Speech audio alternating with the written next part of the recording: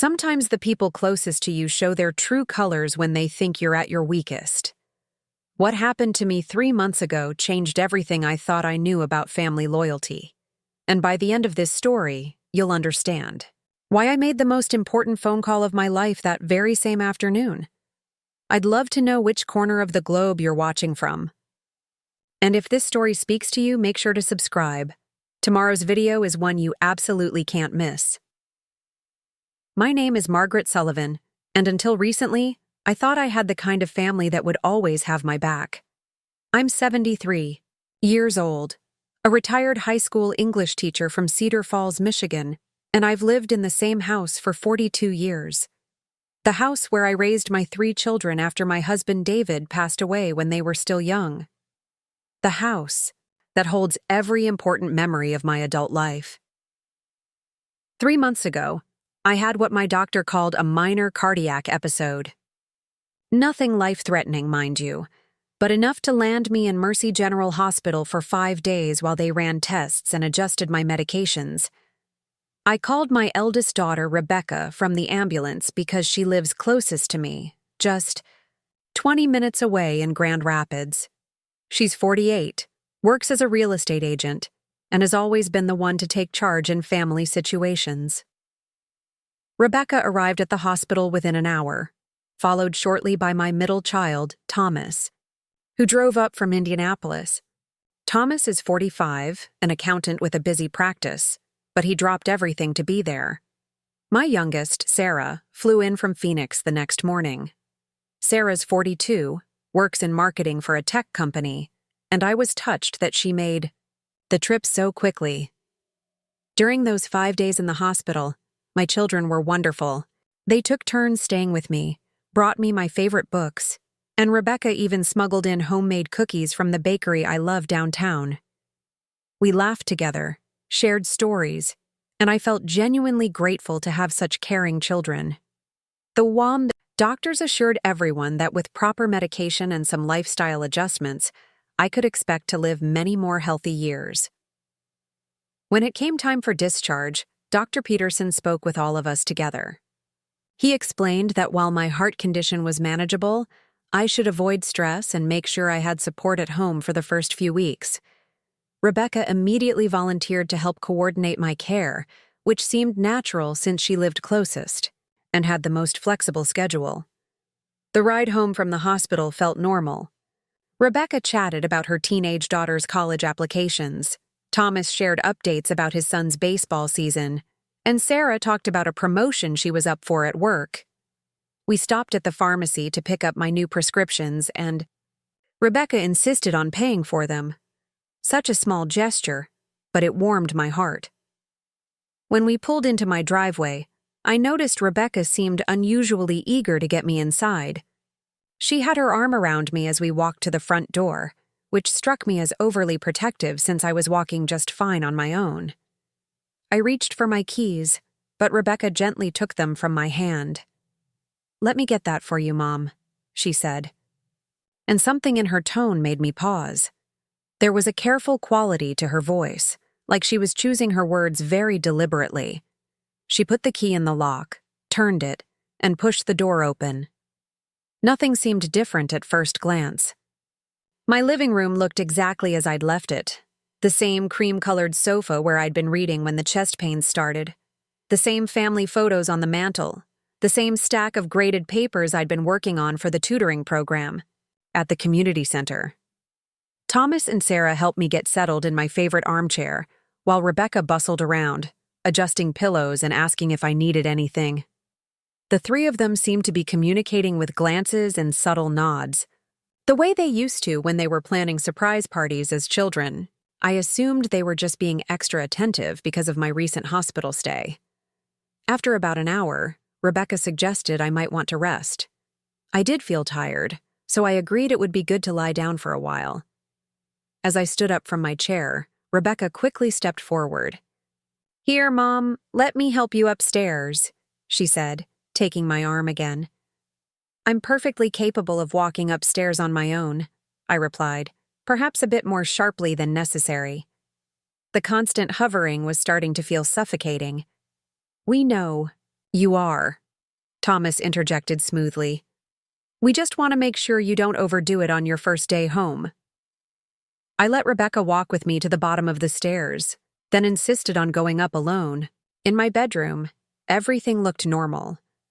My reading glasses were still on the nightstand where I'd left them, along with the book I'd been reading, a mystery novel by Louise Penny. I changed into more comfortable clothes and lay down on top of the covers. From downstairs, I could hear my children's voices, but not clearly enough to make out what they were discussing. Their conversation had an urgent, hushed quality that made me curious, but I was too tired to go investigate. I drifted off to sleep, feeling grateful to be in my own bed again. I woke up around dinner time to the smell of something cooking. When I came downstairs, I found Sarah in my kitchen, making what appeared to be chicken soup from scratch. Rebecca was setting the table, and Thomas was organizing my medications into a weekly pill dispenser. You didn't need to go to all this trouble, I told them, genuinely touched by their efforts. It's no trouble at all, Sarah replied, stirring the pot. We want to make sure you have everything you need. We had a lovely dinner together. The soup was delicious, the conversation was warm, and for a while, it felt like old times when they were all still living at home. After we cleaned up, we sat in the living room and talked until nearly 10 o'clock. Rebecca mentioned that she'd arranged to work from home for the next few days so she could check on me regularly. That's really not necessary, I assured her. I feel perfectly fine. We know you do, Thomas said.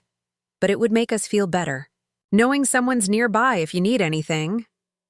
When it came time for them to leave, they all hugged me extra tight. Sarah's flight back to Phoenix wasn't until Sunday, so she'd be staying at Rebecca's house for the weekend.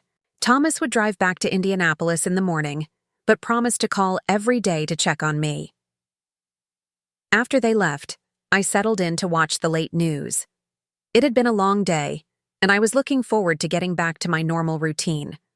I'd already decided that tomorrow I would call the community center to let them know I'd be ready to resume my tutoring sessions next week. Around 11:30, I turned off the television and went through my usual bedtime routine. I checked that the front and back doors were locked, turned off all the lights, and headed upstairs. As I was brushing my teeth, I realized I'd forgotten to ask Rebecca about watering my garden while I was in the hospital. My tomatoes and roses were probably desperate for attention after 5 days of neglect. The next morning, I woke up feeling more energetic than I had in weeks. The medication seemed to be working well, and I was eager to get back to my normal activities. I made coffee, read the newspaper, and called my sister Helen in California to let her know I was home and feeling better. Around 10 o'clock, I decided to walk to the mailbox. It was a beautiful September morning, crisp and clear, perfect for being outside. I put on a light sweater and headed for the front door. I turned the deadbolt and reached for the door handle, but something was wrong. The handle wouldn't turn. I tried again, thinking maybe I hadn't unlocked it properly. Still nothing. I checked the deadbolt. It was definitely unlocked. But the door handle seemed to be stuck or jammed somehow. I tried turning it both directions, pressing harder, even pulling on the door while turning the handle. Nothing worked. Confused and slightly annoyed, I went to the back door. Same problem. The deadbolt unlocked normally, but the handle wouldn't turn at all. It was as if someone had put glue in the mechanism or somehow disabled it from the outside. My first thought was that there must be some kind of mechanical failure. Maybe the recent humid weather had caused the metal to expand, or perhaps the locks were just old and had finally worn out. I'd lived in this house for over 4 decades, and I'd never had any problems with the doors before. I tried calling Rebecca to ask if she might know a good locksmith, but her phone went straight to voicemail. Same with Thomas and Sarah. That struck me as odd, since they'd all been so concerned about checking on me regularly. I left messages asking them to call me back, then looked up locksmiths in the phone book. The first company I called said they could send someone out in the afternoon. The second company had an opening in the morning and could come within the hour. I chose the second option, gave them my address, and settled in to wait. While I waited for the locksmith, I tried the doors several more times, hoping that maybe they'd somehow fix themselves. No luck. I also walked around the house, checking all the windows to make sure they opened properly in case I needed another way to get outside in an emergency. All the windows worked fine, which made the door situation even more puzzling. The locksmith arrived right on schedule. A middle-aged man named Frank Morrison who'd been in business for 25 years. He examined both doors carefully, and his expression grew increasingly serious as he worked. "Ma'am," he said finally, "these locks have been changed. Recently, I'd say. Probably within the last day or two." I stared at him.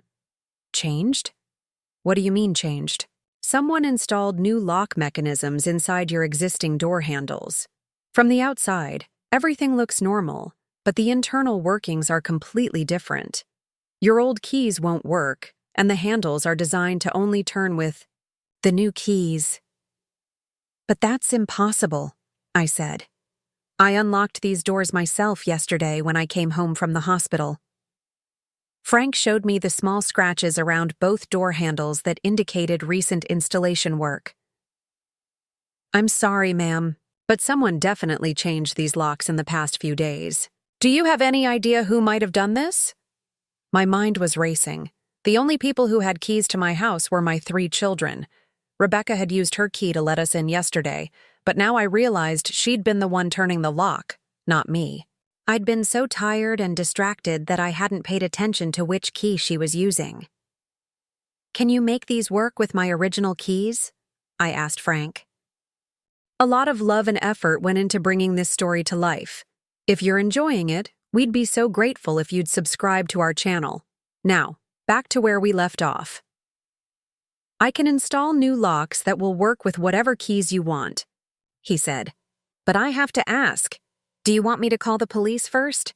Changing someone's locks without their permission could be considered a crime, depending on the circumstances."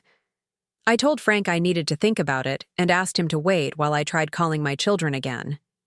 This time, Rebecca answered, on the first ring.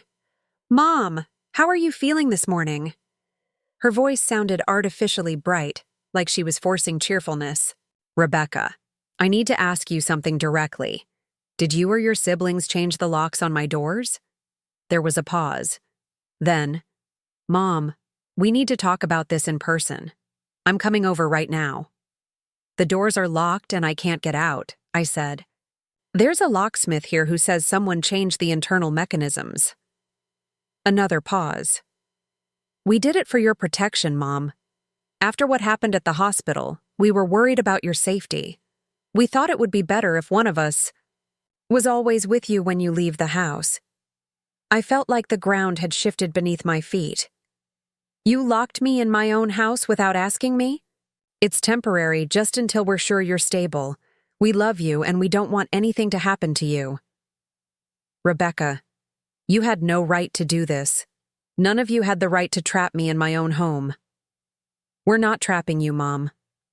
One of us will always be available to take you wherever you need to go. We've worked out a schedule." The full implications of what she was saying began to sink in. "You're treating me like a prisoner. We're treating you like someone we love who needs protection. I'll be there in 20 minutes, and we can discuss this calmly." After she hung up, I stood in my living room, trying to process what had just happened. My own children, the people I'd raised, sacrificed for, and loved unconditionally, had secretly conspired to take away my freedom.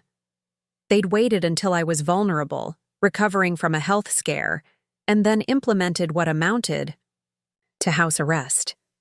Frank was still waiting patiently by the front door. "Ma'am, what would you like me to do?" I looked at this stranger who was showing me more respect and consideration than my own family had. "Change the locks back," I said. "All of them, right now, and make sure they work with my original keys." "What about when your daughter gets here?" "She can knock," I said. Frank worked efficiently, and I could hear the drilling and clicking of tools as he installed new mechanisms in both doors. While he worked, I paced my living room, my mind churning with questions and a growing sense of betrayal that made my chest tight, not from my heart condition but from pure emotional shock. 20 minutes later, I heard a car door slam in my driveway. Through the window, I watched Rebecca march toward my front door with the purposeful stride she'd inherited from her father. She was carrying a large purse and what looked like a manila folder. Behind her, Thomas was getting out of a second car. Apparently, they'd coordinated this confrontation. Rebecca reached the door, and I heard the familiar sound of a key being inserted into the lock. But instead of the door opening, there was frustrated jiggling and multiple attempts.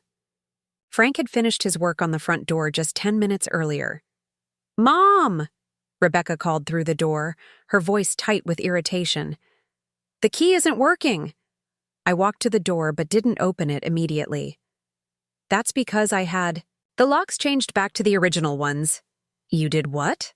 Thomas's voice joined the conversation from outside. "I had them changed back to work with my keys, the ones I've been using for 42 years in my own house." Frank was packing up his tools, and he caught my eye with a questioning look. I nodded toward the back of the house, indicating he should leave through the rear door to avoid the drama brewing on my front porch. "Mom, please open the door so we can talk about this reasonably," Rebecca said, her tone shifting to the patient voice she probably used with difficult real estate clients. Unlocked the door and opened it, but I didn't step aside to let them in. Both Rebecca and Thomas looked stressed, and I noticed they kept glancing at each other with expressions I couldn't quite read. "We need to discuss what happened here," Rebecca said, holding up a new key. "We changed your locks because we're genuinely concerned about your safety. Without asking me, without my permission, in my own home." Thomas stepped forward. "Mom, after what happened at the hospital, we realized how isolated you are out here. What if you'd had another episode and couldn't get to the phone? What if you'd fallen? We wanted to make sure one of us could always get to you quickly if needed. So, you decided to make sure I couldn't leave without your permission?" "That's not how we see it," Rebecca said. "We see it as making sure you're never alone during this recovery period." I noticed she was clutching that manila folder tightly. "What's in the folder, Rebecca?" She hesitated. "We've been doing some research about the best ways to help seniors who've had cardiac events. There are some things we'd like to discuss with you." "Such as?" Thomas cleared his throat. "Well, for instance, we think it might be time to consider whether this house is still the right place for you. It's pretty big for one person, and the maintenance must be getting overwhelming." I felt a chill that had nothing to do with the September air. "You want me to sell my house?" "We want you to consider all your options," Rebecca said carefully. "There are some wonderful senior living communities in the area, places where you'd have built-in social activities, medical support on site, and no worries about home maintenance. Places where someone else controls when I come and go. Places where you'd be safe," Thomas said firmly. I stepped back from the doorway. "I think you both need to leave now." "Mom, we're not leaving until we have this conversation," Rebecca said, and she moved forward as if to enter the house. I closed the door until only a small gap remained. "You are not coming into my house uninvited. This is still my home, and I'm still capable of making my own decisions." Through the gap, I could see them exchanging those looks again. Rebecca opened the manila folder and pulled out several printed pages.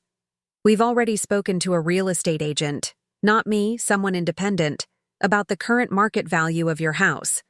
We've also researched 3 different senior communities that would be perfect for you. Mom, your house is worth almost $400,000. You could live very comfortably in a nice facility with that kind of money, and you'd have plenty left over for whatever you need." The betrayal cut deeper. "You've been planning this since before I even got out of the hospital." "We've been planning how to take care of you," Thomas said. "This cardiac episode was a wake-up call for all of us. We can't keep pretending that you don't need more support than you're getting. I need support, not control. There's a difference." Rebecca's patience was clearly wearing thin. "Mom, Whether you like it or not, you're 73 years old and you live alone in a big house 20 minutes from the nearest neighbor. Last week you had a heart attack. It was not a heart attack. It was a minor cardiac episode, and my doctor said, "Your doctor said you need to avoid stress and make sure you have support," Thomas interrupted. "That's exactly what we're trying to provide." I realized this conversation was going nowhere productive. "I want both of you to leave my property right now." "We're not leaving until we know you're safe," Rebecca said stubbornly. "Then you're going to be standing on my porch for a very long time." I closed the door and locked it. Almost immediately, the knocking started, not aggressive pounding but persistent. Steady knocks accompanied by calls of, "Mom, please be reasonable," and "We just want to talk." I walked to my kitchen and made myself a cup of tea, trying to think clearly despite the emotional turmoil. Through the kitchen window, I could see my backyard, the garden I'd tended for decades, the oak tree where I'd hung a swing for my grandchildren, the small patio where David and I used to have coffee on weekend mornings. The knocking continued for about 10 more minutes, then stopped. I heard car doors slamming and engines starting. When I looked out the front window, both cars were gone, but I suspected this wasn't over. I was right. An hour later, Sarah called. "Mom, Rebecca and Thomas told me what happened. I think there's been a misunderstanding." "There's been no misunderstanding, Sarah. Your siblings locked me in my own house without my knowledge or consent. They were trying to help you. We all were. Mom, we've been worried sick about you living alone out there. When you had that cardiac episode, it really scared us. So you decided to take away my freedom? We decided to make sure you were protected."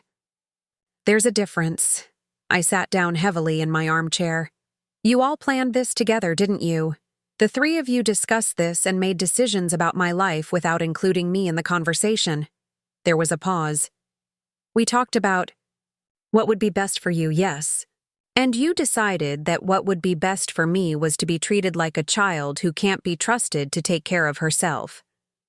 "Mom, that's not fair. We love you, and we're scared. When I got that call that you were in the hospital, I thought we might lose you.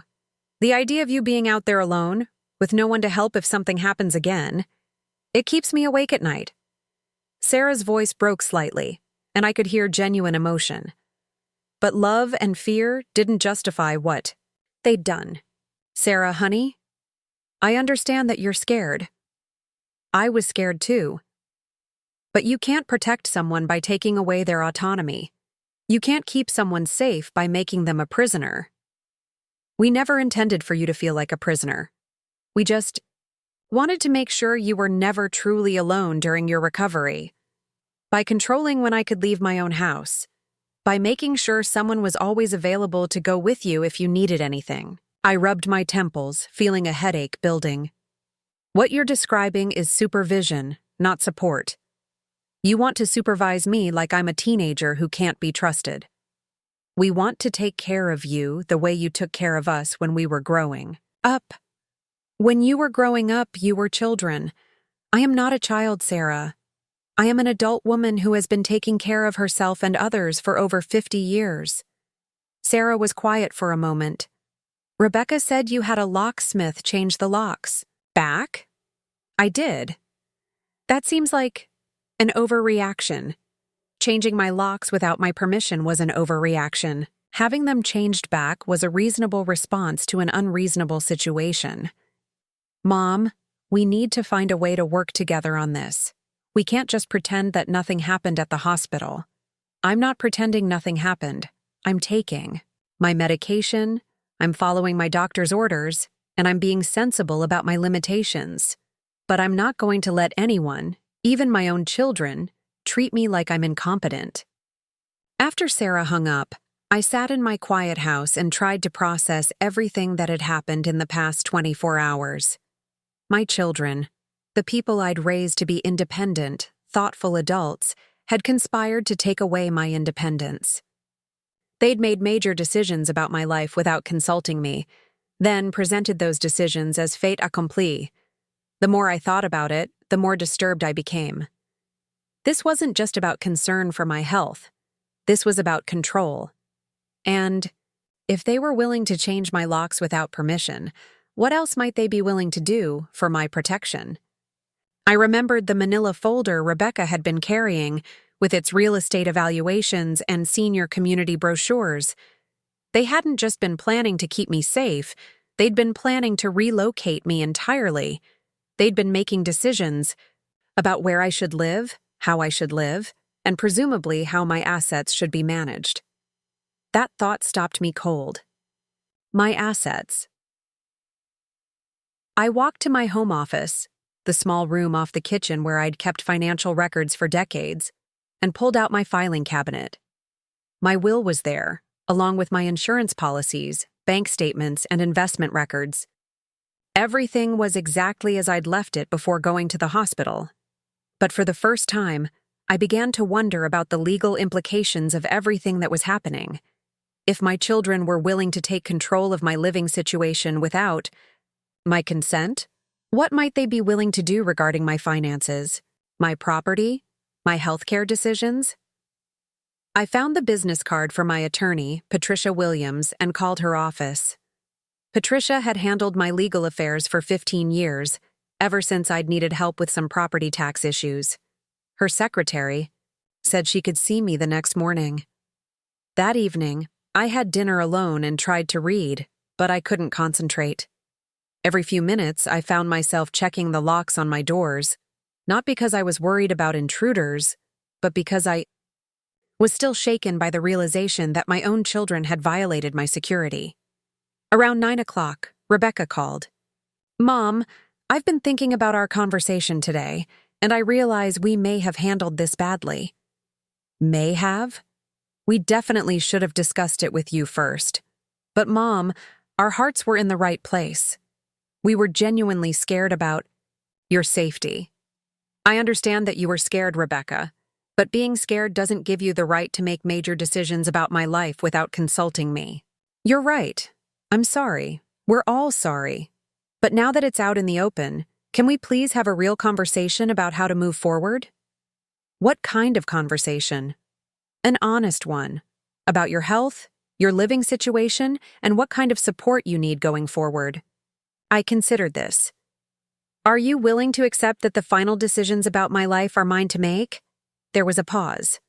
Mom, we're willing to discuss everything, but we can't promise to stand by and watch if we think you're making decisions. That could put you in danger. What does that mean exactly? It means we love you too much to just ignore warning signs. Warning signs like what? Like refusing reasonable help, like insisting on living alone when you've had a cardiac episode, like not recognizing that you might need more support than you're getting. I realized we were going in circles. Rebecca, I'm going to say this as clearly as I can.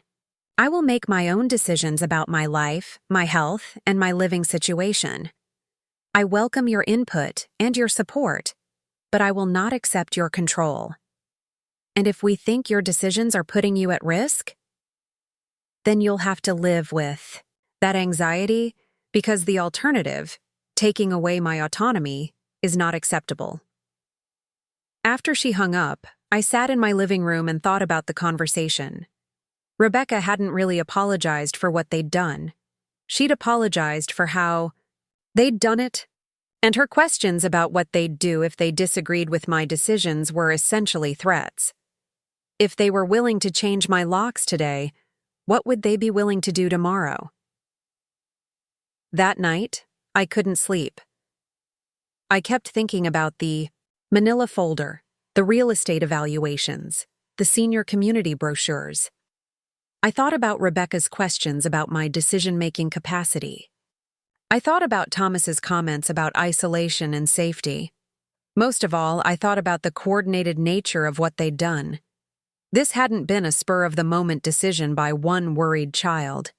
This had been a planned intervention by all three of my children working together. By morning, I'd made a decision of my own. At 8:30 the next morning, I was sitting in Patricia Williams' law office, clutching a folder of my own. Unlike Rebecca's folder full of senior community brochures, mine contained my current will, financial statements, and a handwritten list of questions that had kept me awake most of the night. Patricia had been my attorney for 15 years, handling everything from property disputes to my husband's estate. She was in her early 60s, sharp as a tack, and had a reputation for straight talk. When I finished explaining what had happened over the past 2 days, her expression was grim. "Margaret, what your children did was legally problematic, but more importantly, it suggests they're operating under some serious misconceptions about their rights regarding your care and your property." "What kind of misconceptions?" "They seem to believe that because you had a minor cardiac episode, they have some sort of authority to make decisions about your living arrangements and possibly your finances. That's not how the law works." Patricia pulled out a legal pad and started taking notes. "Let me ask you some specific questions. Have any of your children suggested that you might not be competent to make your own decisions?" I thought about Rebecca's questions about my decision-making, and Thomas's comments about not recognizing that I needed help. Not directly, but they've implied it. Have they suggested taking over any of your financial responsibilities? Bill paying, banking, investment management? Not yet, but Rebecca mentioned that my house is worth $400,000, and they've researched senior communities. It felt like they were already planning how to spend the money from selling my house. Patricia's pen stopped moving. That's concerning. Margaret, I need to ask you directly. Are you experiencing any cognitive issues? Memory problems, confusion, difficulty managing your daily affairs? No. My mind is as sharp as it's ever been. I'm taking care of my house, managing my finances, tutoring students at the community center. The only thing that's changed is that I had a minor heart episode that's now under control with medication. Good. Because what I'm hearing suggests your children may be planning to petition for guardianship or conservatorship. The words hit me like a physical blow. What does that mean? It means they could go to court and argue that you're no longer capable of making your own decisions about your health, your living situation, or your finances. If a judge agreed with them, they could be granted legal authority to make those decisions for you. I felt dizzy. Can they do that? They can try. Whether they'd succeed depends on evidence of your capacity or incapacity. But Margaret, the fact that they changed your locks without permission suggests they're already comfortable making major decisions about your life without your consent. That's often how these situations begin. Patricia leaned forward in her chair. I've seen this before, unfortunately. Adult children become concerned about an aging parent, sometimes for legitimate reasons, sometimes not. They start small, maybe taking over bill paying or grocery shopping. Then they escalate to bigger decisions, living arrangements, medical care, financial management. Before the parent knows it, they've lost control of their own life. Even if the parent is perfectly competent? Even then, once someone has been granted guardianship or conservatorship, it's very difficult to reverse. The legal system tends to err on the side of caution when it comes to protecting vulnerable adults. I thought about the coordinated nature of my children's actions, the manila folder full of research, the way they'd presented their lock changing as a fait accompli. What can I do to protect myself? Several things.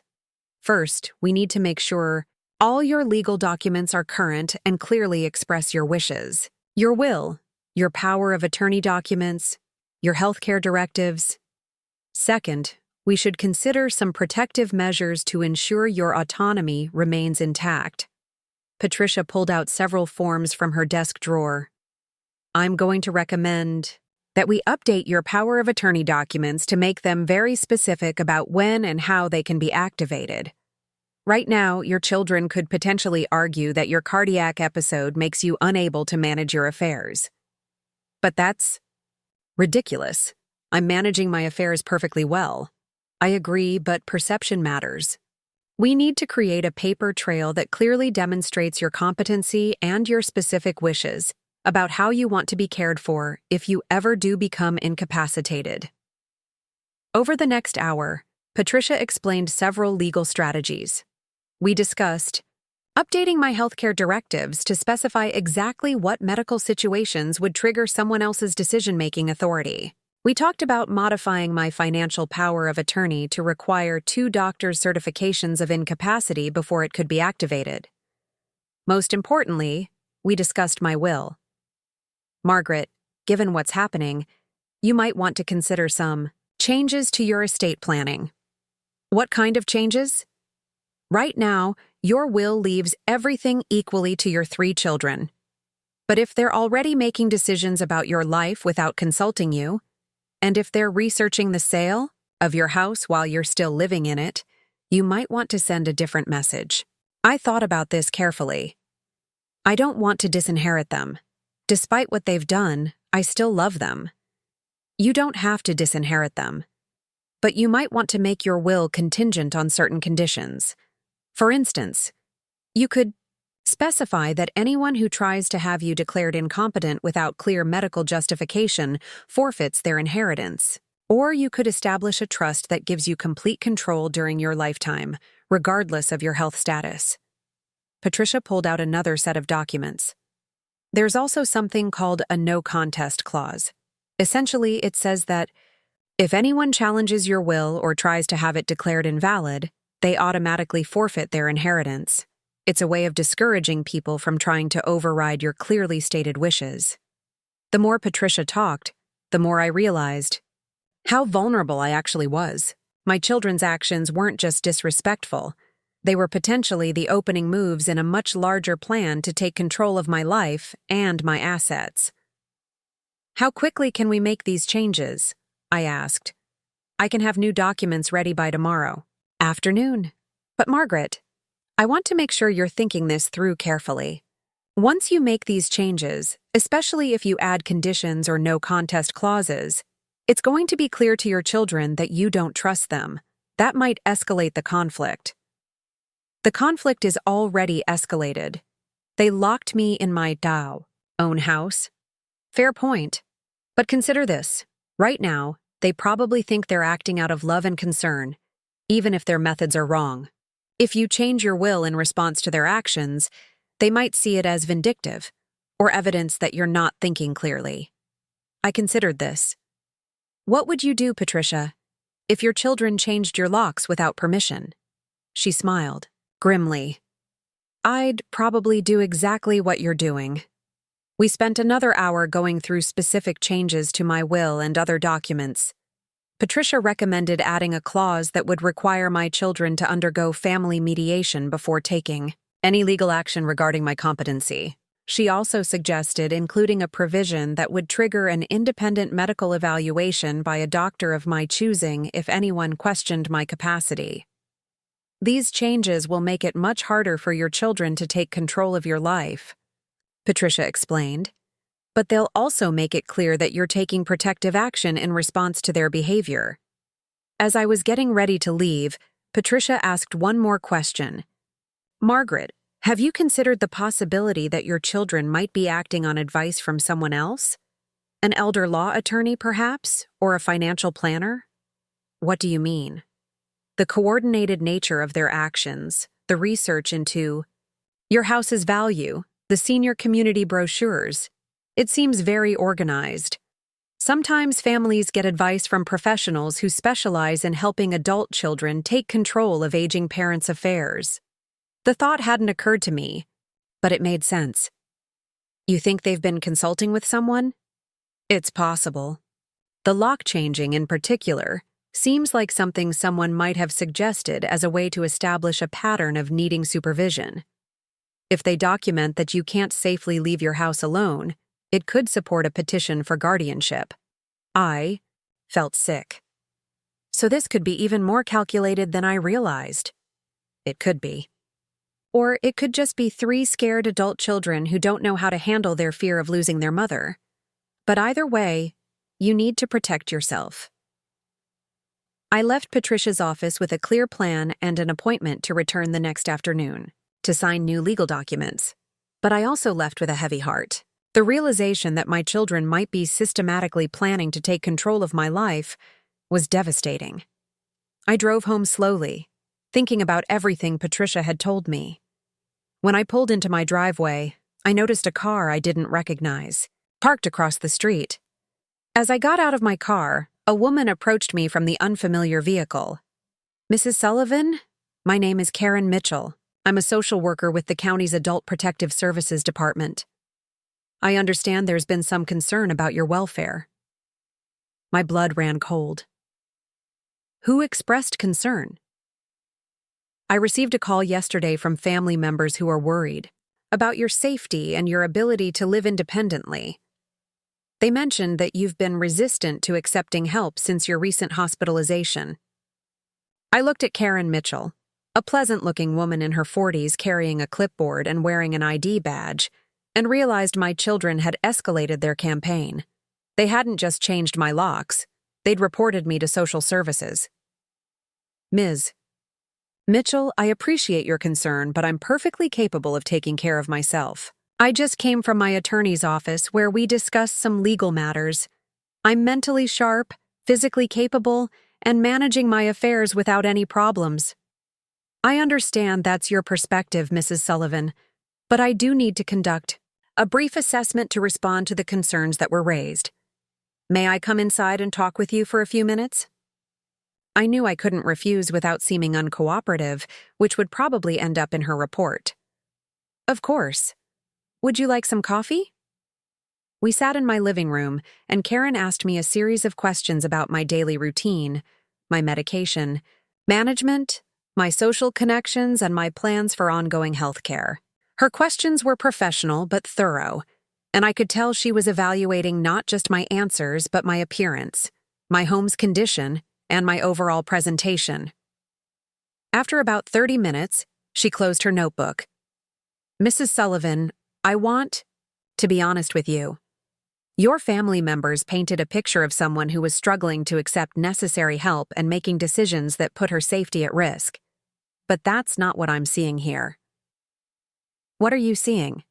"I'm seeing a woman who is articulate, well-groomed, living in a clean and well-maintained home, clearly managing her own affairs, and showing no signs of cognitive impairment or inability to care for herself."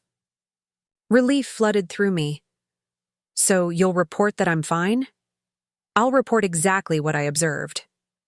But Mrs. Sullivan, I will tell you that situations like this often escalate. When family members are convinced that an aging relative needs more care than they're accepting, they sometimes pursue other avenues, such as legal avenues, guardianship petitions, competency evaluations, that sort of thing. My advice is to make sure you have good legal representation and clear documentation of your wishes and your capacity." After Karen left, I sat in my quiet house and tried to process the magnitude of what was happening. In less than 48 hours since discovering the changed locks, I'd learned that my children had not only violated my security, but had also reported me to social services. They were building a case against me, documenting my resistance to their help as evidence that I needed more supervision. Patricia had been right. This wasn't just about concern for my welfare. This was a systematic attempt to take control of my life. I picked up the phone and called Patricia's office. "I need to move faster on those document changes," I told her secretary. "Can we do it this afternoon instead of tomorrow?" 2 hours later, I was back in Patricia's office, signing a completely revised will that included protection clauses I never thought I'd need against my own children. The new will made it clear that any attempt to have me declared incompetent without clear medical justification would result in loss of inheritance. It required family mediation before any legal action. It established a trust that kept me in complete control of my assets during my lifetime. Most importantly, it sent a message. I was not going to be manipulated, controlled, or railroaded into giving up my autonomy. As I signed the final document, Patricia looked at me seriously. "Margaret, you realize this is probably going to make your children very angry." They were already angry that I wouldn't let them control me. Now they'll just know that I'm serious about protecting myself. That evening, I called all 3 of my children and left identical voicemails. I've made some changes to my legal documents today in response to recent events. I think it's important that you know I've taken steps to protect my autonomy and my assets. If you'd like to discuss this, I'm available for conversation, but not for manipulation. By the time I went to bed that night, none of them had called back. But I slept better than I had in days, knowing I'd taken control of my own protection. The silence from my children lasted exactly 18 hours. At 7:30 the next morning, my phone rang. It was Rebecca, and her voice had a hard edge I'd rarely heard before. "Mom, we need to talk. All of us. This morning." "Good morning to you too, Rebecca. Don't play games with me. What did you mean about changing your legal documents? What have you done?" "I've taken steps to protect myself from people who think they know what's best for me better than I do. Mom, we're coming over. Right now. All three of us. You're welcome to come over, but you're not welcome to gang up on me or try to intimidate me. If you want to have a conversation, we can do that. If you want to have a confrontation, you can stay home. We'll be there in an hour." The line went dead. I made myself breakfast and coffee, taking my time with both. I suspected this would be a long and difficult morning, and I wanted to be as calm and centered as possible. While I ate, I reviewed the copies of the documents I'd signed yesterday. Patricia had been thorough. The new will included provisions that would make it almost impossible for my children to challenge my competency without ironclad medical evidence. More importantly, it made it clear that any attempts to manipulate or control me would have serious financial consequences for them. I also had copies of the social worker's report, which Patricia had requested from Karen Mitchell. The report clearly stated that I showed no signs of cognitive impairment, was managing my affairs appropriately, and appeared to be living independently without any safety concerns. It was exactly the kind of documentation I needed if this situation escalated further. At 8:30, I heard multiple car doors slamming in my driveway. Through the window, I watched all three of my children walking toward my front door with identical expressions of grim determination. Rebecca was carrying another manila folder, Thomas had what looked like a briefcase, and Sarah was talking rapidly on her cell phone. I opened the door before they could knock. "Good morning. Would you like some coffee?" "We're not here for coffee," Rebecca said, brushing past me into the living room. Thomas and Sarah followed, and I noticed they arranged themselves in a semicircle facing my favorite armchair, a deliberate positioning that felt like an intervention. "Please sit down," Thomas said, gesturing toward my own chair in my own living room. "I think I'll stand for now." Rebecca opened her folder and pulled out several sheets of paper. "Mom, we've been talking to some people about your situation, and we think you need to understand some things." "What people?" "Professionals. People who specialize in helping families navigate situations like this." Sarah ended her phone call and joined the conversation. "Mom, we love you, but your behavior over the past few days has been really concerning. The way you reacted to our efforts to help you, the paranoia about the locks, now this business about changing your legal documents.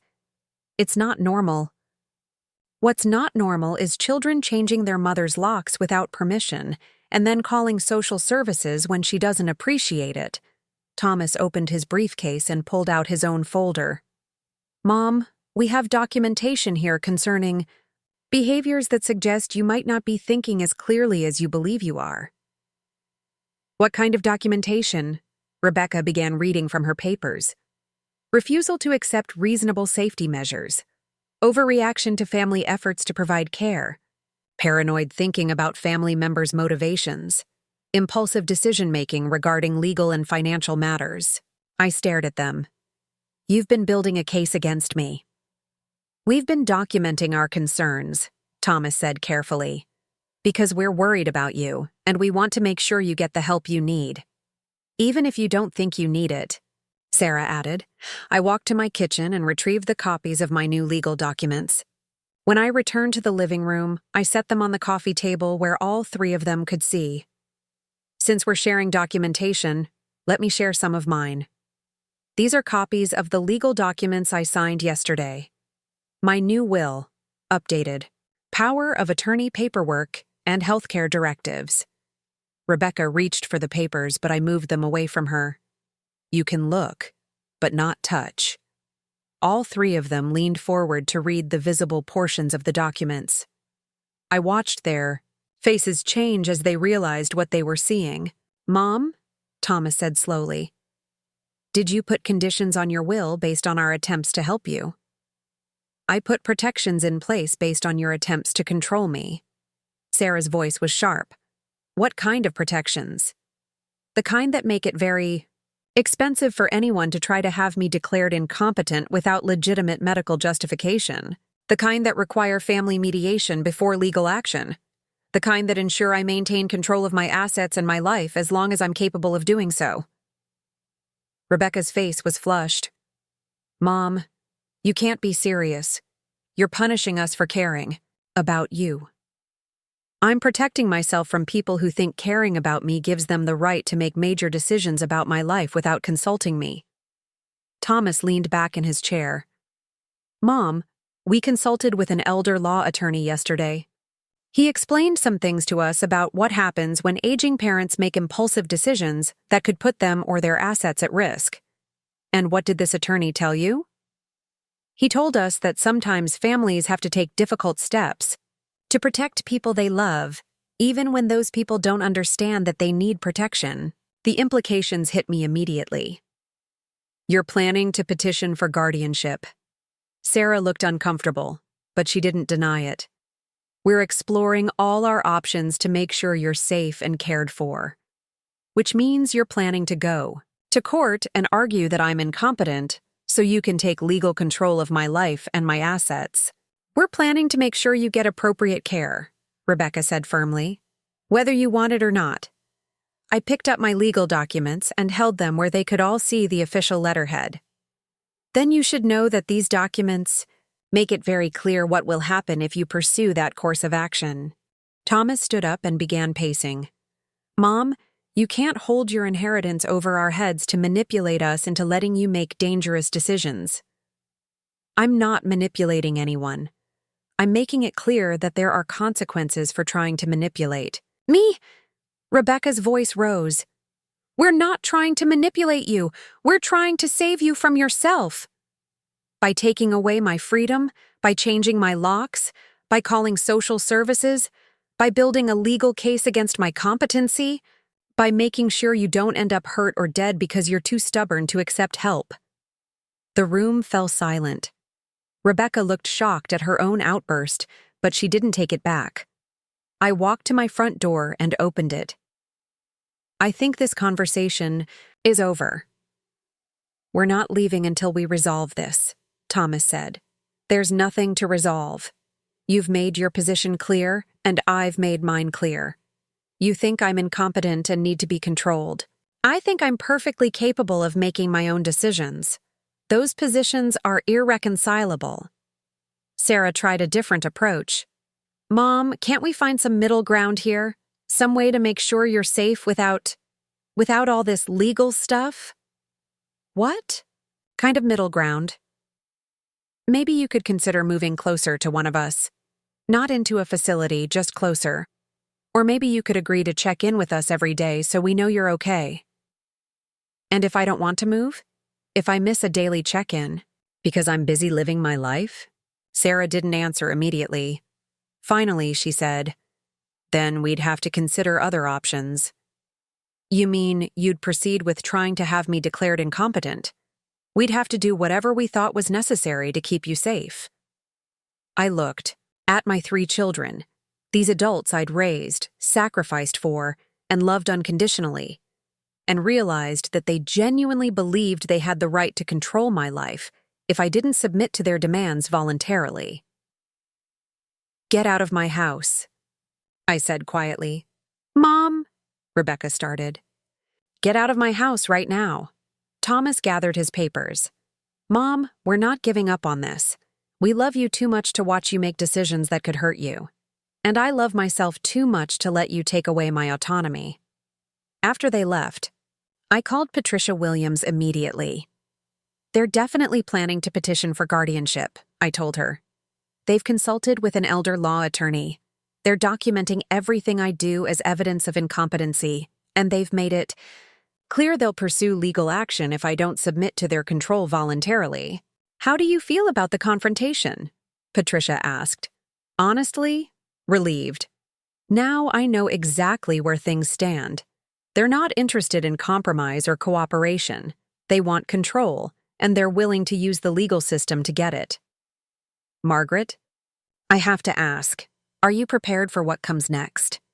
Because if they file a guardianship petition, it's going to be a real legal battle. It will be expensive, emotionally draining, and very public. I'm prepared. What choice do I have?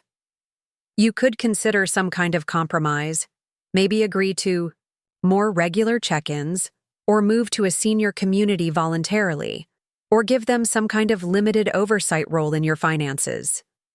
Patricia, they changed my locks without my permission and called social services when I objected. They've been planning to sell my house and move me to a facility without consulting me. They've consulted with an attorney about having me declared incompetent. What makes you think any compromise would satisfy them? You're probably right. But I want to make sure you understand what you're up against. Guardianship cases can be very difficult to defend, especially when adult children present a united front and claim they're acting out of love and concern. What do I need to do to protect myself? First, we need to get you a complete medical evaluation from a geriatrician, someone who specializes in cognitive assessment for older adults. We want clear documentation of your mental capacity. Second, we should consider hiring a private investigator to document your daily activities and capabilities. Third, we need to prepare for the possibility that they'll try to present your will changes as evidence of impaired judgment. Over the next hour, Patricia walked me through the realities of defending against a guardianship petition. It would require medical experts, character witnesses, detailed documentation of my capabilities, and probably testimony from professionals who could speak to my competency. It's going to be expensive, she warned me. How expensive? Probably $20,000 to $30,000 minimum, maybe more if it goes to trial. I thought about my savings, my investments, the equity in my house. I can afford it. Good, because, Margaret, I have to tell you, I've seen cases like this where competent, independent people lose simply because their families are more organized and better prepared. We cannot let that happen to you. That afternoon, I began making phone calls. I scheduled appointments with 2 different geriatricians for comprehensive cognitive evaluations. I contacted the community center where I volunteered to ask if they'd provide written testimony about my capabilities and judgment. I called my primary care physician to request copies of all my medical records. I also called my bank and my investment advisor to make sure they had copies of my new power of attorney documents, which specified exactly what circumstances would be required before anyone else could access my accounts. By evening, I had appointments scheduled, documentation requests submitted, and a clear plan for defending my autonomy. But I also had something else, a profound sadness about what my family had become. These were the children I'd raised to be independent thinkers, to stand up for what was right, to respect other people's dignity and autonomy. Somehow, their fear for my safety had transformed them into people willing to take away my freedom for my own good. As I went to bed that night, I wondered if there would be any way to repair our relationships after this legal battle was over. But I also knew that my freedom and dignity were too important to sacrifice, even for family peace. The next morning, I woke up to find a legal document taped to my front door. It was a petition for emergency guardianship filed by Rebecca Sullivan Hayes, Thomas Sullivan, and Sarah Sullivan Martinez. The battle had officially begun. I stared at the legal document in my hands, reading the formal language that essentially accused me of being mentally incompetent and unable to care for myself.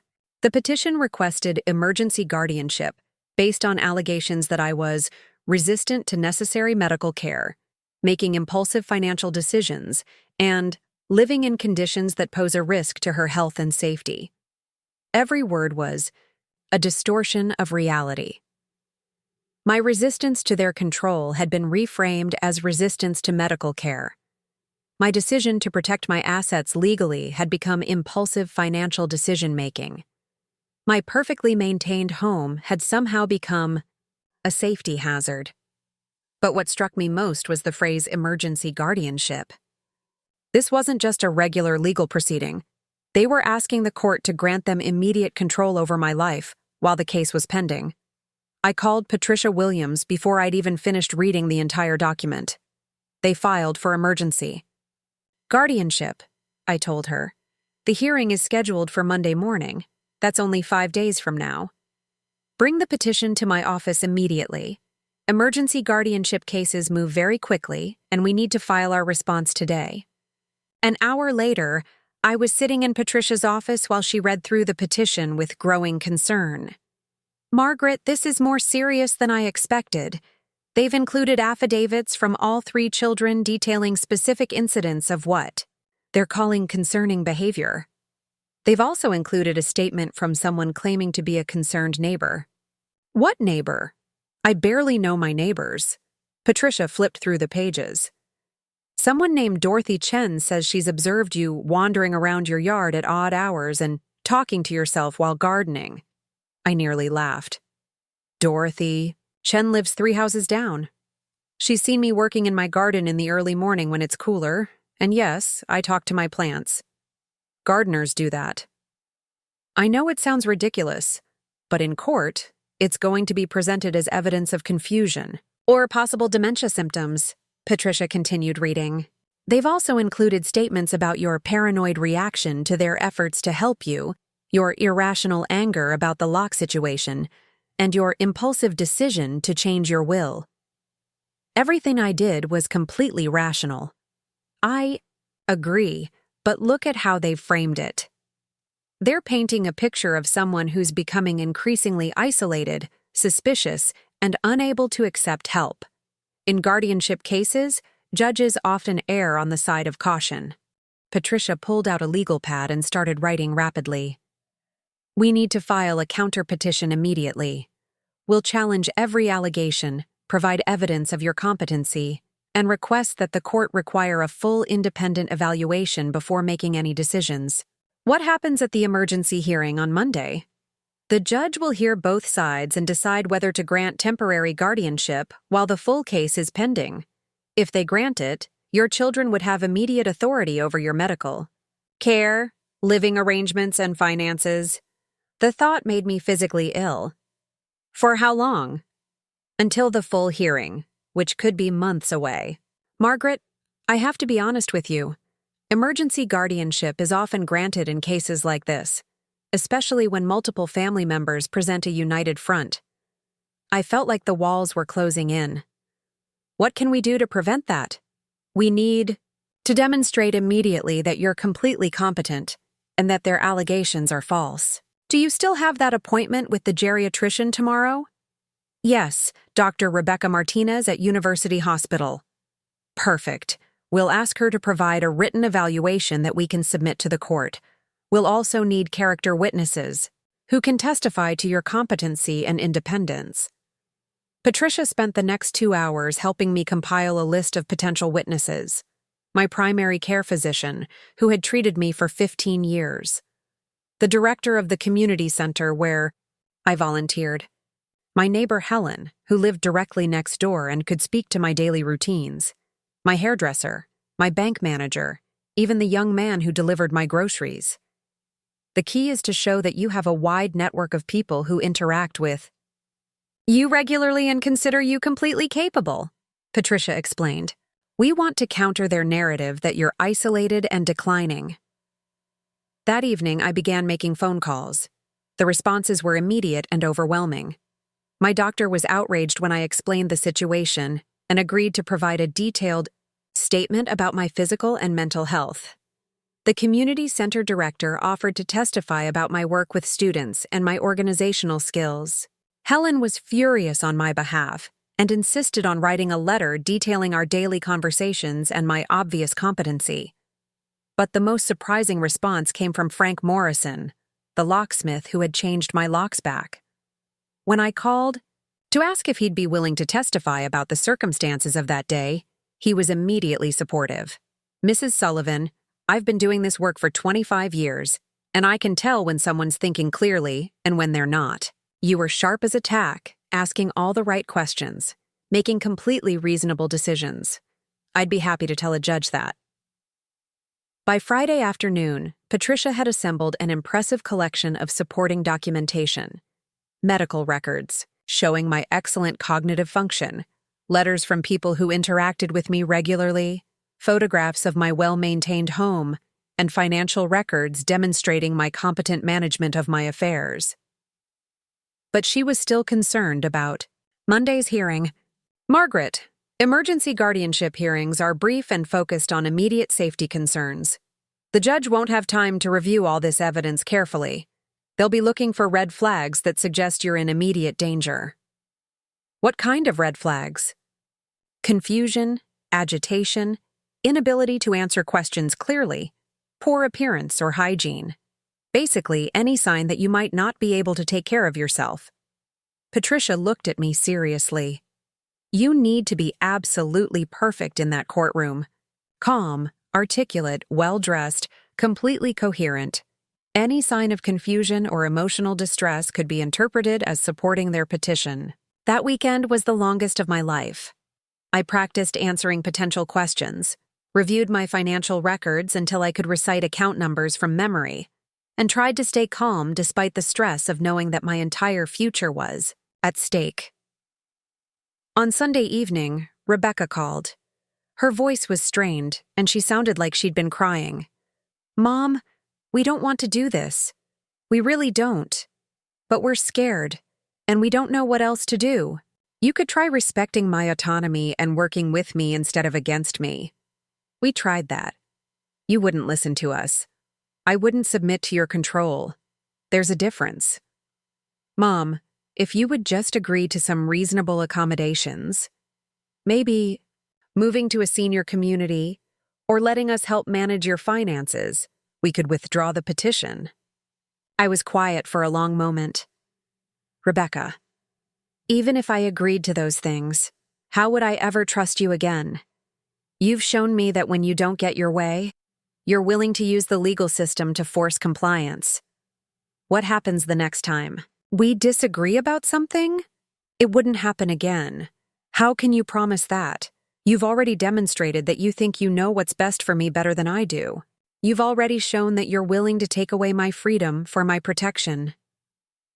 Why would I believe that would change? Rebecca was crying now. "Because we love you. I love you too, Rebecca. But love doesn't give you the right to control another person's life." After she hung up, I sat in my quiet house and thought about everything that had led to this moment. Less than a week ago, I'd been an independent woman recovering from a minor health scare. Now I was facing a legal battle that could result in the complete loss of my autonomy. Monday morning arrived gray and rainy, which seemed appropriate for what felt like one of the darkest days of my life. I dressed carefully in a navy blue suit I'd worn to important occasions for years, made sure my hair was perfect, and arrived at the courthouse 30 minutes early. Patricia met me in the hallway outside the courtroom. "How are you feeling?" "Terrified, but determined." "Good. Remember, stay calm no matter what they say about you. Answer questions directly and briefly. Don't get defensive or emotional."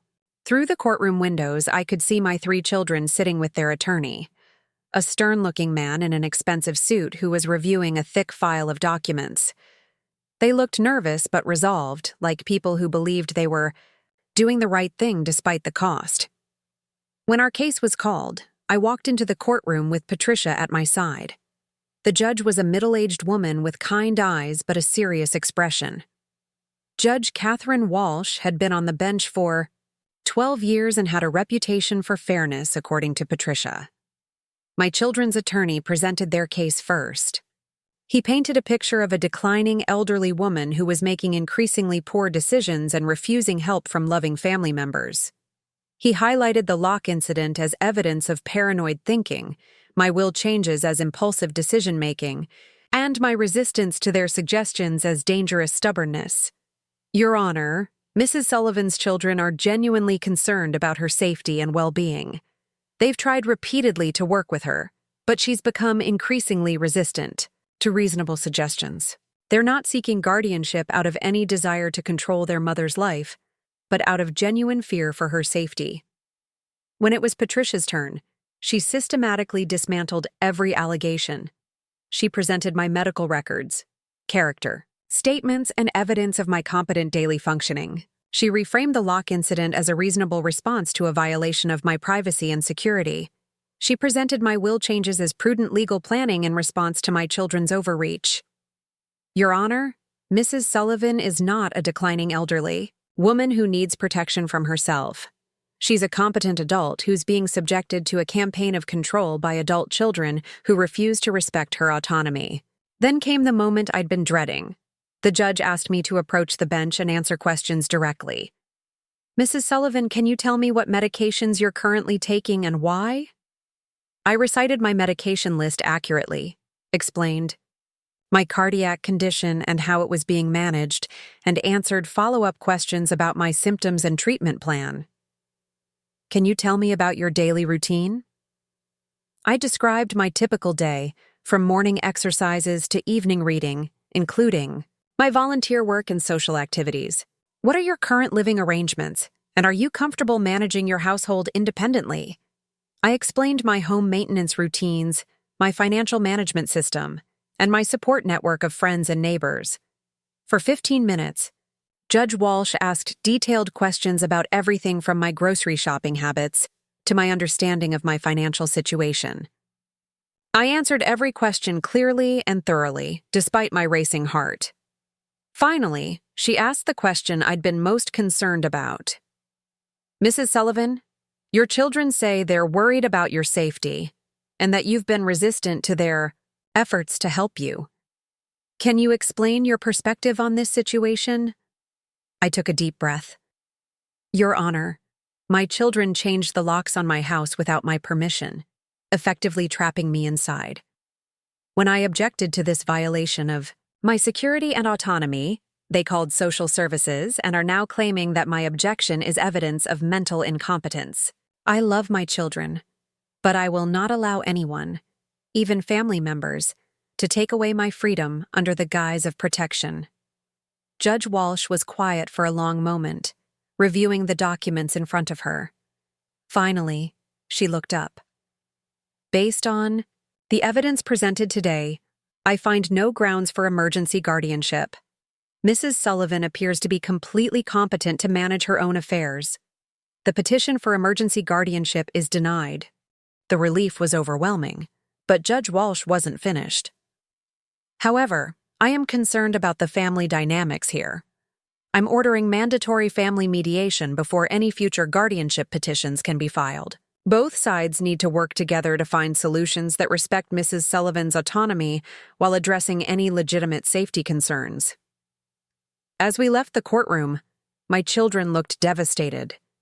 Their attorney was explaining something to them in low, urgent tones. I felt a moment of sadness for them. They genuinely believed they were doing the right thing, but they'd gone about it in completely the wrong way. Patricia was thrilled with the outcome.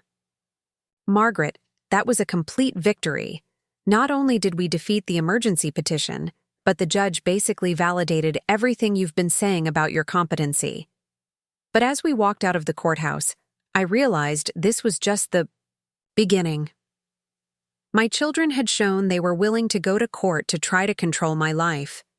Even though they'd lost this battle, I doubted they'd give up the war. I was right to be concerned. The real fight was just getting started. The judge's order for mandatory family mediation arrived 2 weeks after our court victory. I stared at the official document, wondering if there was any possibility that sitting in a room with a neutral third party could repair the damage that had been done to our family relationships. Patricia Williams recommended Dr. Elena Rodriguez, a family therapist who specialized in elder mediation cases. Dr. Rodriguez had 20 years of experience helping families navigate conflicts around aging, autonomy, and care decisions. Her office was in a converted Victorian house downtown, with comfortable furniture and calming artwork that was clearly designed to reduce tensions. Our first session was scheduled for a Thursday afternoon. I arrived early and sat in the waiting room, trying to prepare myself for what would essentially be a confrontation with my 3 children in a more controlled environment than a courtroom. When Rebecca, Thomas, and Sarah walked in together, the tension was immediately palpable. They sat on one side of Dr. Rodriguez's office while I sat on the other, with the mediator positioned between us. It felt like we were opposing armies meeting under a flag of truce. Dr. Rodriguez was a small woman in her 50s with graying hair and intelligent eyes behind wire-rimmed glasses. She began by explaining the mediation process and establishing ground rules for communication. "We're here because a judge determined that this family needs to find a way to address concerns about Margaret's well-being while respecting her autonomy. My role is not to take sides, but to help facilitate productive conversation." She turned to my children first. "I'd like each of you to explain, without interruption, what your primary concerns are regarding your mother's situation." Rebecca spoke first, her voice carefully controlled. "Our concern is that Mom is living alone in a large house, 20 minutes from the nearest neighbor, after having a cardiac episode. We're worried about what would happen if she had another medical emergency. We're also concerned that she's become resistant to accepting help or even discussing reasonable safety measures." Thomas nodded in agreement. "Mom has always been very independent, and we respect that. But the reality is that she's 73 years old, she's had a heart problem, and she's isolated. We just want to make sure she has appropriate support systems in place." Sarah's voice was emotional. "We love our mother, and we're scared of losing her.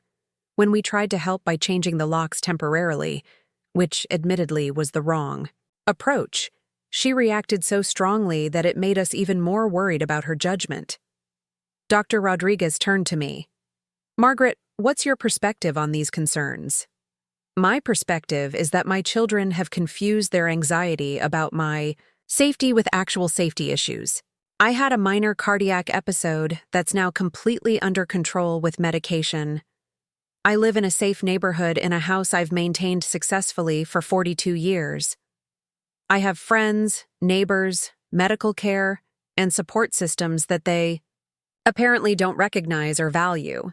I paused, trying to keep my voice steady. More importantly, when they became concerned about my safety, instead of talking to me about their worries, they took action without my consent. They changed my locks, called social services, and ultimately tried to have me declared legally incompetent. They treated me like a problem to be solved rather than a person to be respected. Dr. Rodriguez made notes as each of us spoke. Then she asked a question that cut to the heart of the issue. "Rebecca, Thomas, Sarah, when you changed your mother's locks, what did you hope to accomplish?" Rebecca answered first. "We wanted to make sure she wasn't leaving the house alone until we could establish some kind of support system." "So you wanted to control her movements?" "We wanted to ensure her safety." "By controlling her movements," Dr. Rodriguez repeated. "Margaret, how did that make you feel?" "Like a prisoner in my own home. Like my children thought I was incompetent to make basic decisions about my own life." Dr. Rodriguez turned back to my children. "Did any of you consider discussing your concerns with your mother before taking action?" Thomas shifted uncomfortably. "We tried to discuss it in the hospital, but she seemed resistant to talking about long-term care planning." "What do you mean by resistant?" "She kept saying she was fine and didn't need help." "And was she fine, medically speaking?" Sarah answered reluctantly. "Her doctor said she could expect to live many more healthy years with proper medication." "So she was medically fine, but you decided she needed supervision anyway." The silence stretched uncomfortably. Finally, Rebecca said, "We decided she needed more support than she was willing to accept." Dr. Rodriguez's next question was directed at me. "Margaret, Are you willing to discuss any accommodations that might address your children's concerns while preserving your independence? I had thought about this extensively since the court hearing. I'm willing to discuss reasonable accommodations that are based on actual needs rather than hypothetical fears, but I'm not willing to give up my autonomy to make my children feel less anxious. What would reasonable accommodations look like to you? Daily check-in phone calls, a medical alert system, maybe having someone come to check on the house when I'm traveling, but not supervision of my daily activities, not control over my living, arrangements, and certainly not changing my locks without permission. Dr. Rodriguez turned back to my children. Are those accommodations acceptable to you? Rebecca shook her head. They don't address our fundamental concern, which is that Mom is living alone in an isolated location. So your real issue isn't about safety measures, it's about where she lives. Partly, yes. Margaret, are you willing to consider moving closer to one of your children? I'm willing to consider it as one option among many, but I'm not willing to be pressured into moving, and I'm certainly not willing to move to a senior facility against my will. What followed was 2 hours of detailed discussion about specific concerns and potential solutions. My children wanted me to move to a senior community near Rebecca. I was willing to consider moving to a smaller house in town, but not to give up independent living. They wanted access to my medical information and financial accounts. I was willing to provide emergency contact information, but not ongoing access. By the end of the session, we had made some progress. But the fundamental issue remained unresolved. My children believed they had the right to override my decisions if they disagreed with them, and I refused to accept that premise. Dr. Rodriguez scheduled follow-up sessions, but after 3 more meetings over the next month, it became clear that mediation wasn't going to bridge the gap between our positions. The breaking point came during our 4th session when Thomas presented what he called a comprehensive care plan that he and his sisters had developed. We've researched senior communities within 30 minutes of Rebecca's house, he announced, pulling out a familiar-looking folder. We've found 3 excellent options that would provide the level of care and supervision Mom needs. I stared at him. We've been in mediation for a month, and you're still planning to relocate me against my will? We're planning for your future care needs, without consulting me about what I want or need. Rebecca jumped in. Mom, we have consulted you. You just refuse to be reasonable about the realities of your situation. Dr. Rodriguez intervened. Rebecca, can you explain what you mean by reasonable? I mean accepting that she can't continue living alone indefinitely. I mean recognizing that her needs are going to increase as she ages. I mean working with us to plan for those changes instead of fighting us every step of the way. And if your mother disagrees with your assessment of her needs, then she's not thinking clearly about her own situation. The words hung in the air, like a challenge. Dr. Rodriguez looked at me. Margaret, how do you respond to that? I think my children have decided what they want my life to look like, and they're interpreting any disagreement from me as evidence that I'm not competent to make my own decisions. Dr. Rodriguez turned to my children. Is that accurate? Sarah answered defensively. We think Mom is letting her fear of losing independence cloud her judgment about what's actually best for her. And you believe you're better qualified to make those judgments than she is?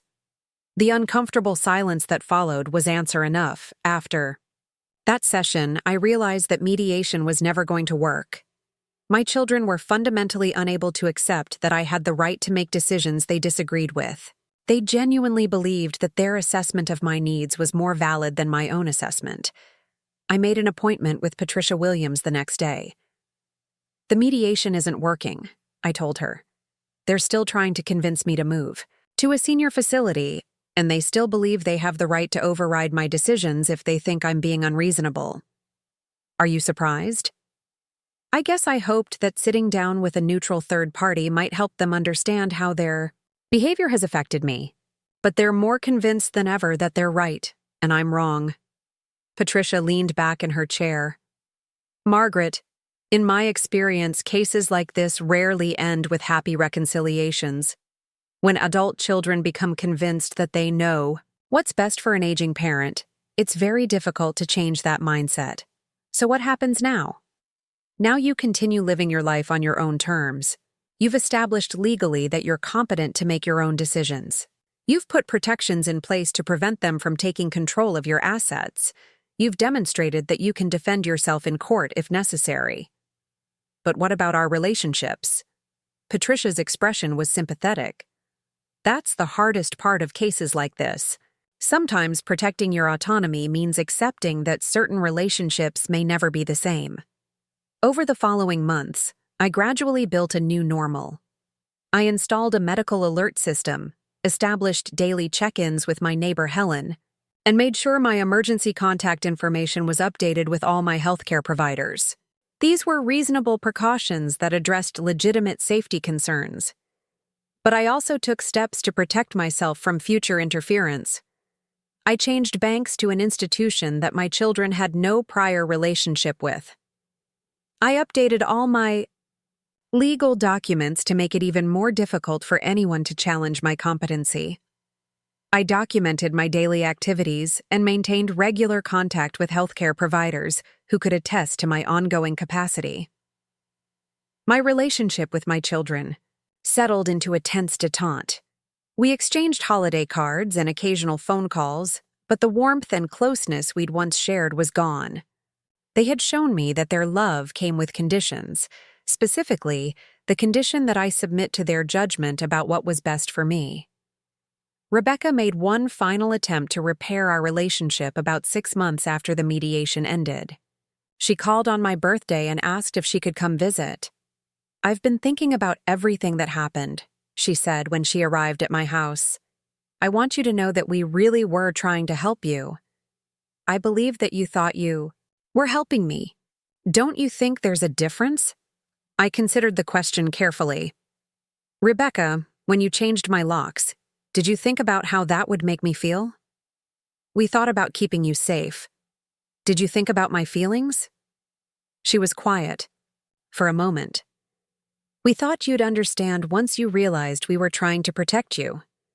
"So you assumed I'd be grateful for being locked in my own house?" "We assumed you'd recognize that we were acting out of love." I looked at my eldest daughter, this woman I'd raised, who had her father's stubborn streak and my own determination. "Rebecca, love isn't taking away someone's freedom for their own good. Love is respecting someone enough to work with them, not against them. Even if working with them means accepting decisions you think are dangerous, even then." She left that day understanding, I think, that we saw the world fundamentally differently. She believed that love justified control when someone you cared about was making what you considered poor decisions. I believed that love required respecting autonomy even when you disagreed with the choices being made. A year after the court hearing, I was still living independently in my own house. My cardiac condition remained stable with medication.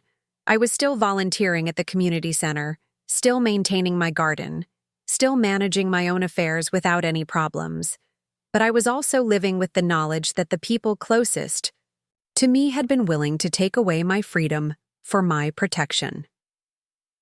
I had learned that even family love could become a form of control when fear and good intentions were allowed to override respect for autonomy. The locks on my doors now work, only with my keys.